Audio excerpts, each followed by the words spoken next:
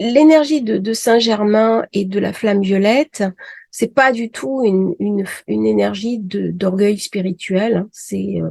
On va recevoir de l'énergie, on va la diffuser, mais par contre, on veille à ce que les autres ne sont pas dépendants de nous. C'est-à-dire, on transmet son savoir, on transmet sa connaissance, on apporte du savoir aux autres, mais on veille aussi à ce qu'ils soient libres. On est à son chemin, on est à ce qu'on a à faire, on transmet de l'information, mais quelque part, les initiés, ce sont des groupes de personnes qui, par leur égrégore collectif, vont travailler ensemble à la réparation des énergies du monde. Et donc, il y a quelque chose de très pur, de très empathique qui se met en place.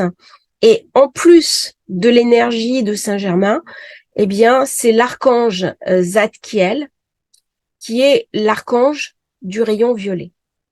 Et Kuan Yin, qui est la déesse de la miséricorde, très connue en Chine et dans différents pays d'Orient. On trouve son image un petit peu partout, hein. Elle est généralement représentée avec une lumière à la main, une ampoule à la main. Tantôt, elle la tient vers le bas, parfois vers le haut. Et elle reçoit l'énergie du cosmos et elle la transmet sur Terre. C'est aussi la protectrice du foyer. Et ce sont des énergies qui vont nous transmettre le rayon énergétique de la conscience de Saint-Germain.